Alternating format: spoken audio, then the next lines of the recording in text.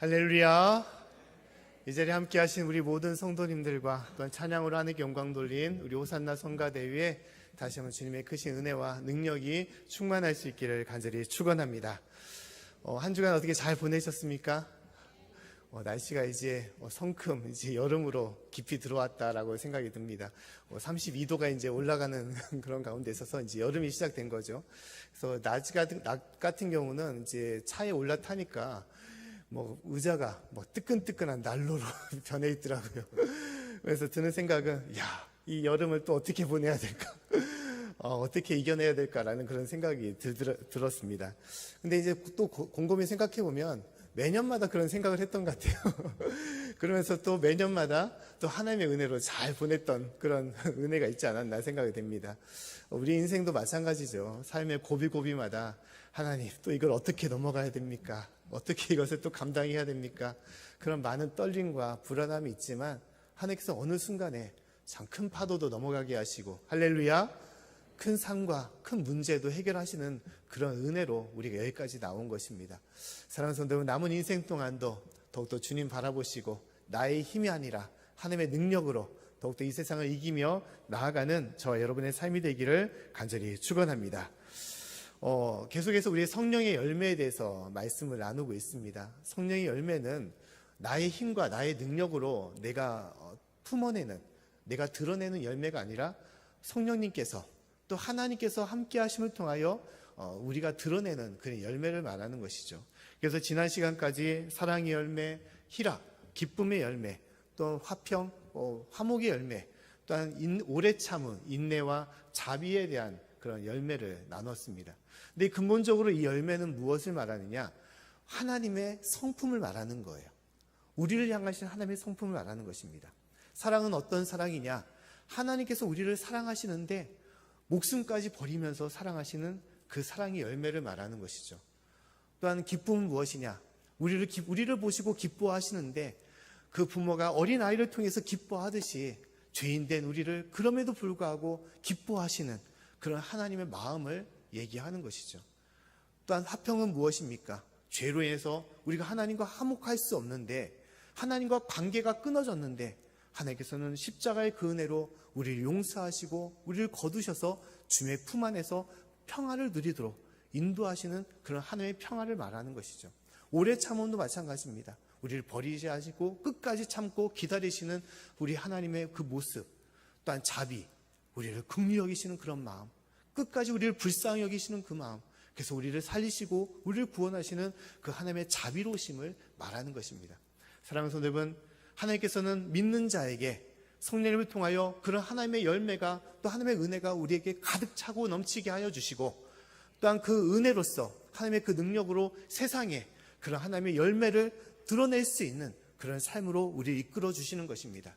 매일매일 삶 속에서 오직 주님 안에 또 성령 충만한 은혜로 그런 열매를 드러내며 또 주님 안에 살아갈 수 있는 저와 여러분의 삶이 되기를 간절히 축원합니다. 자, 오늘은 두 가지의 또 열매를 얘기하는데 그 첫 번째는 무엇이냐? 양성과 또 다른 것은 온유에 대해서 말씀을 나누고자 합니다. 원래 순서는 양선 다음에 충성이고 그 다음에 온유와 절제인데 충성하고 온유를 좀 바꿔서 오늘은 온유를 먼저 하고자 합니다. 먼저 양선이라는 열매는 어떤 열매인가? 양선은 무슨 뜻입니까? 한자로 보게 되면 양은 어질 양자, 또한 좋을 선자, 선할 선자를 얘기하고 있는 것이죠.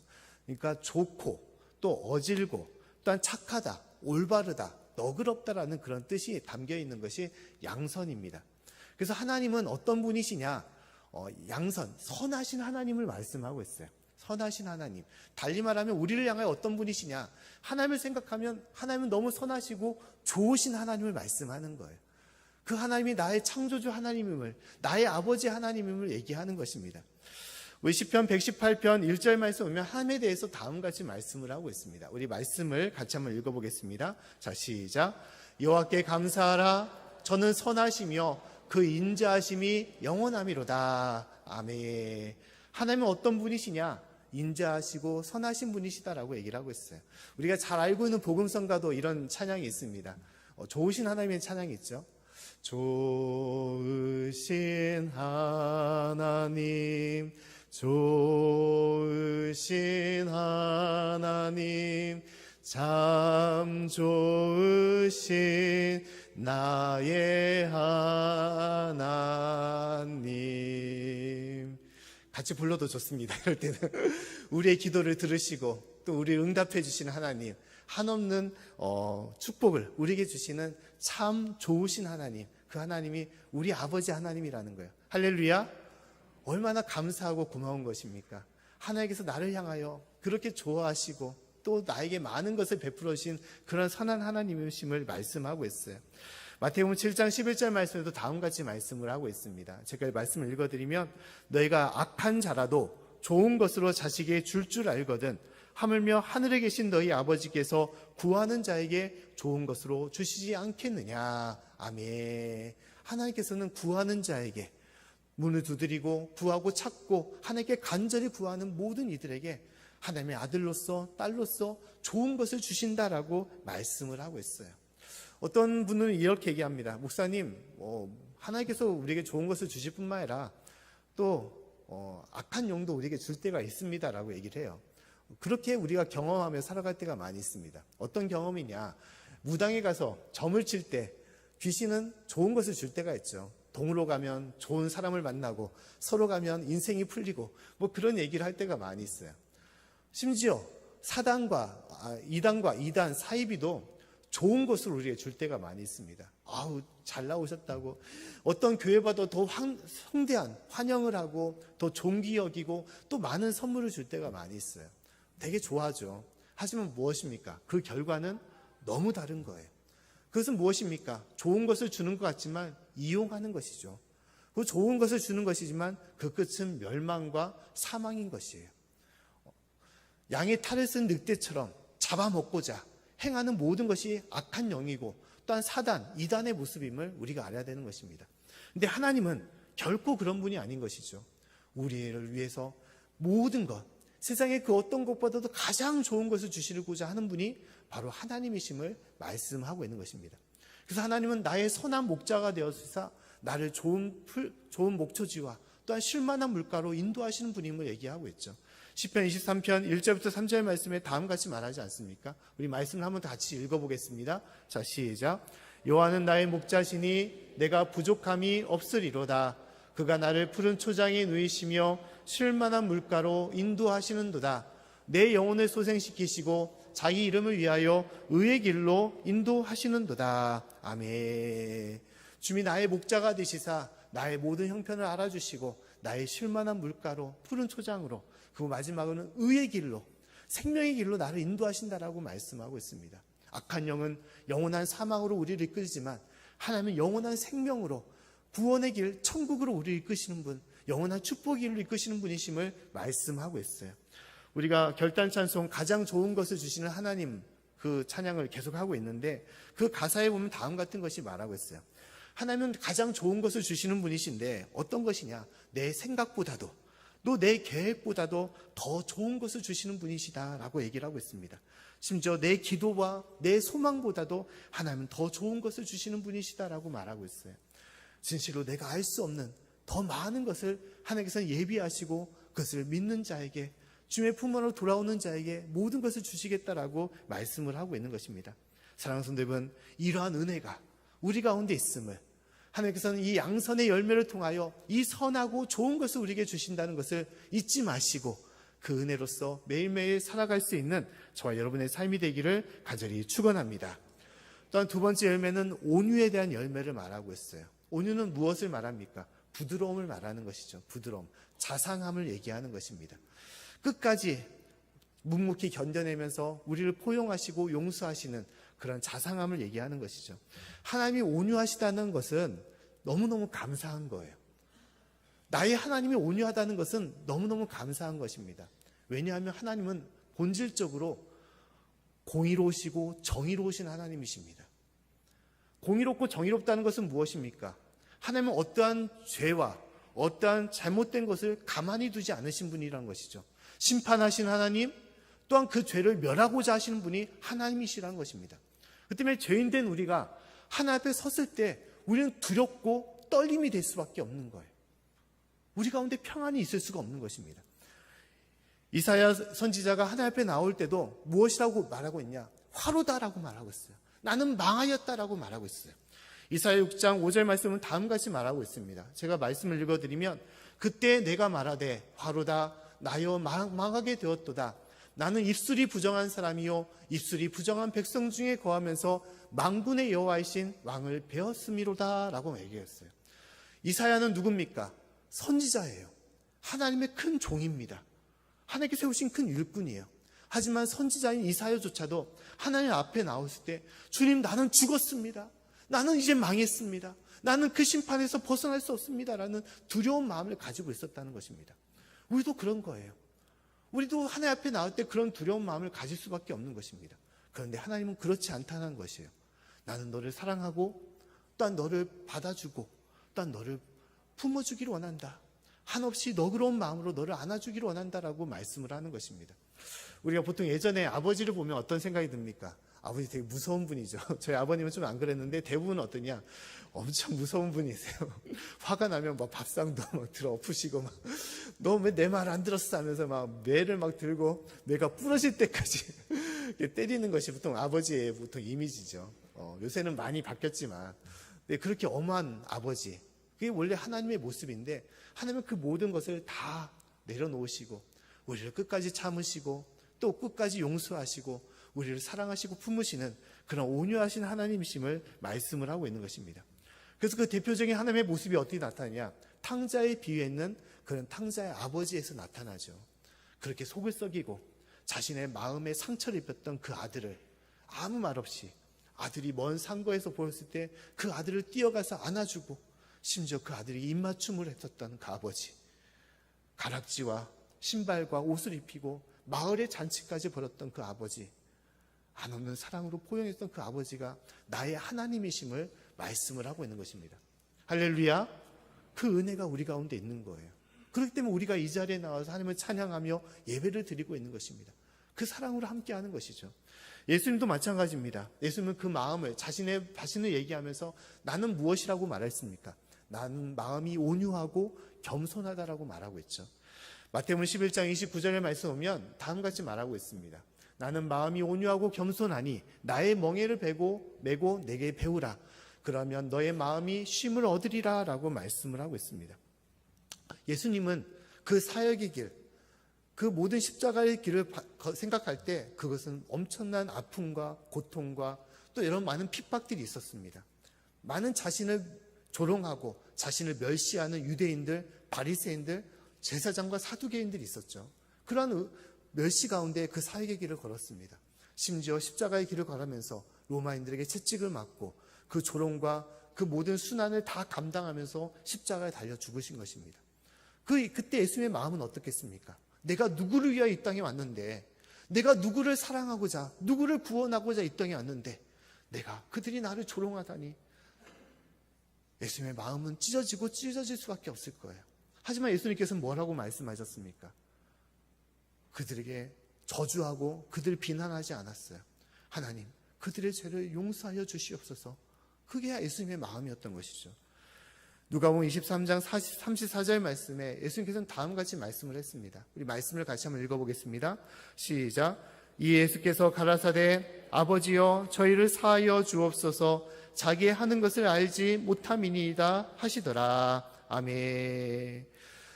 그들의 죄를 용서해 주십시오. 그들의 자신의 잘못을 알지 못합니다 라면서 예수님은 한량없는 그런 온유함으로 그들이 용서하고 품어줬던 것입니다.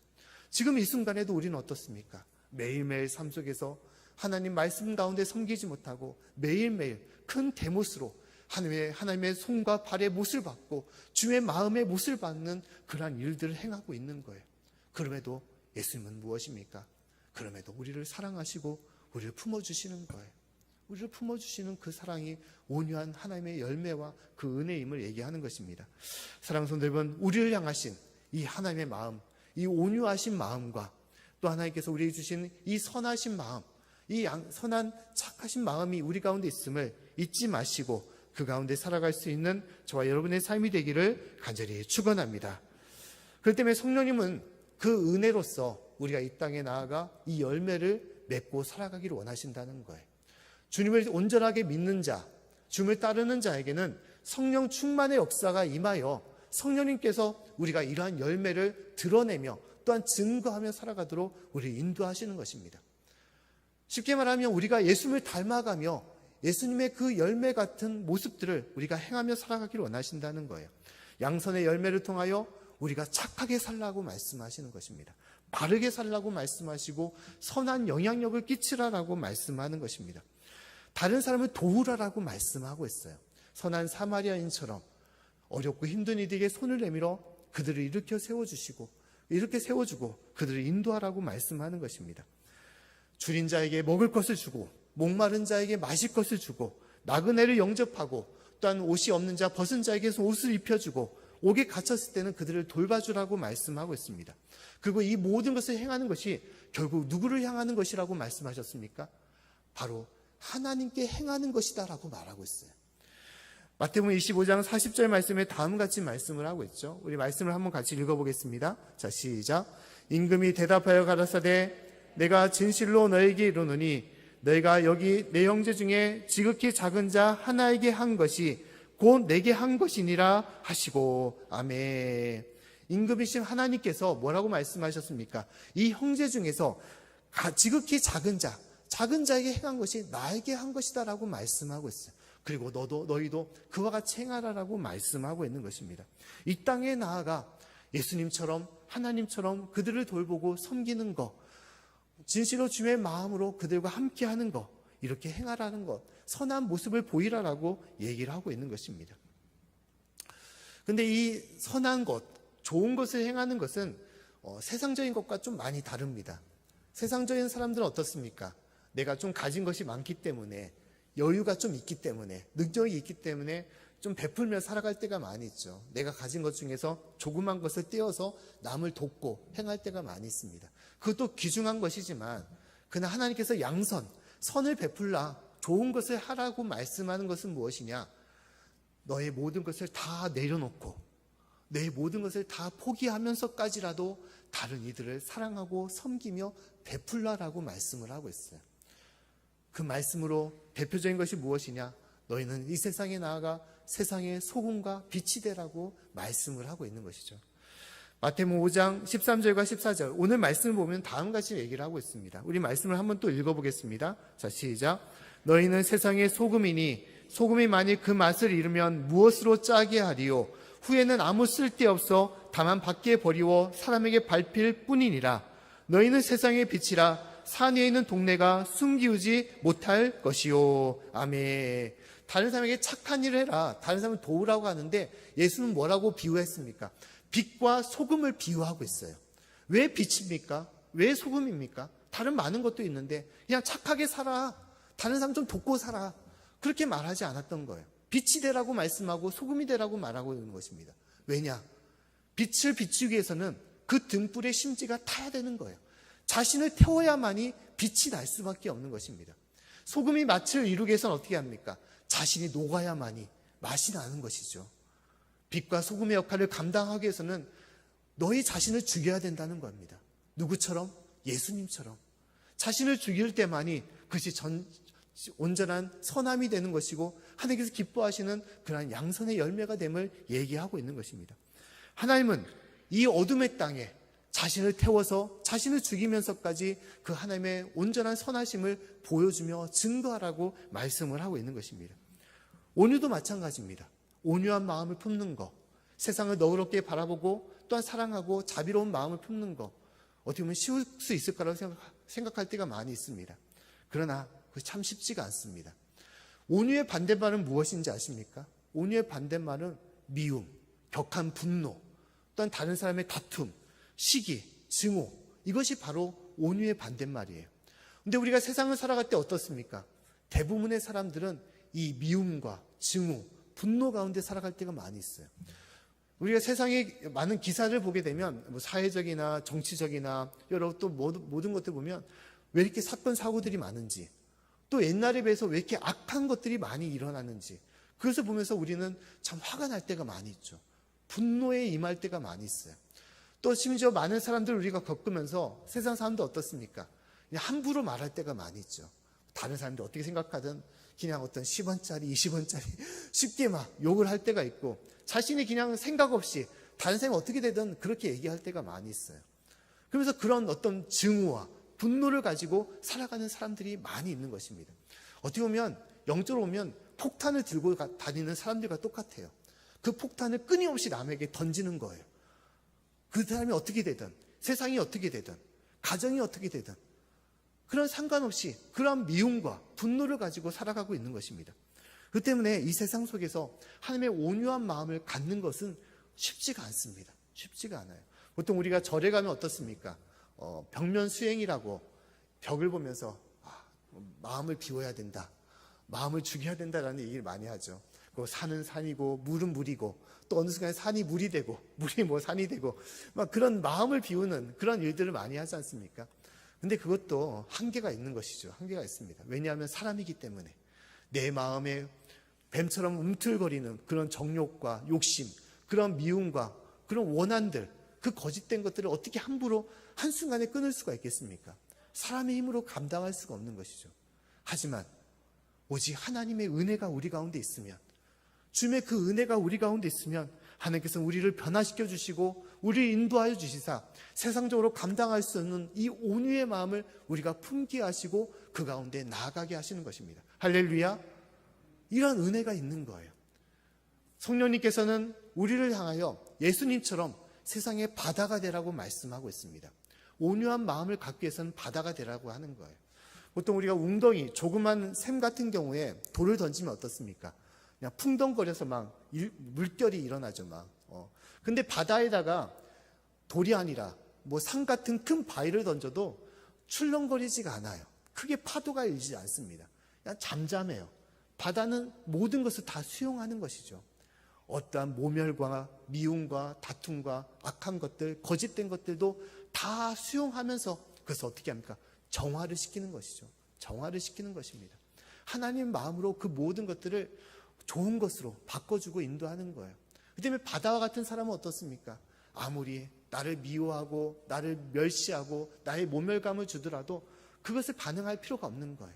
오히려 그 사람에게 선한 말을 끼치고 그 사람의 마음을 위로하고 용서하고 또한 그 사람의 복된 말을, 축복된 말을 행하는 것, 이것이 바다와 같은 마음, 온유한 사람의 마음임을 얘기하는 것이죠. 일전에도 제가 한번 말씀을 드렸지만 그런 경험을 한 적이 있습니다.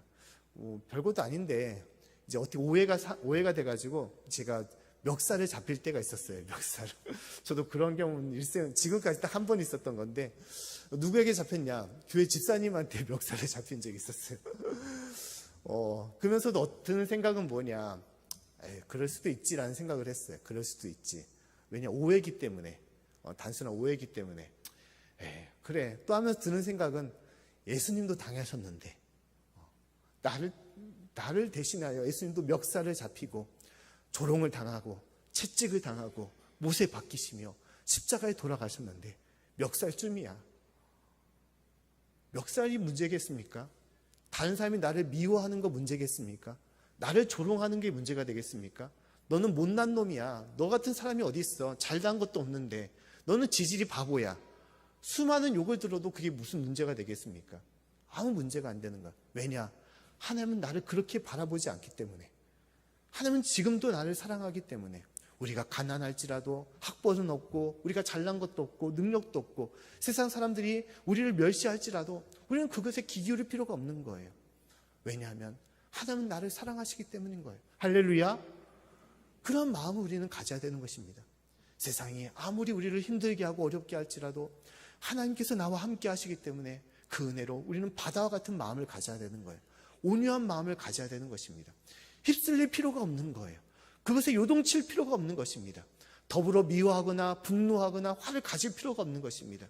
주님께서 나를 사랑하셨는데 오히려 그 영혼을 불쌍히 여기고, 그럴 수도 있지, 참 잘못 알고 있는 것이지, 아직 때가 아닌 것이지, 그 영혼을 불쌍히 여기고 그 영혼을 자비롭게 여기고 그 영혼을 포용할 수 있는 그런 마음으로 우리가 섬겨야 되는 것입니다.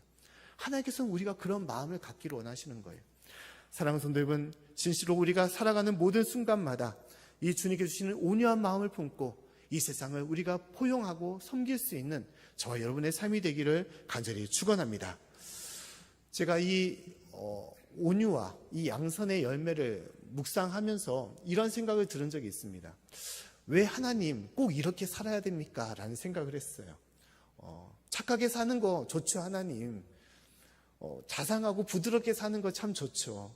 근데 하나님 좀 문제가 있어요. 무슨 문제냐? 하나님 자상하고 착하게 살면 세상 사람들이 그 사람을 무시해요. 하나님 무시합니다. 성공하지 못해요. 오히려 그 사람 이용하고 그 사람 어리석은 사람이라고 그 사람 푸대접할 때가 많이 있습니다. 성공하려면 딛고 올라서야 돼요.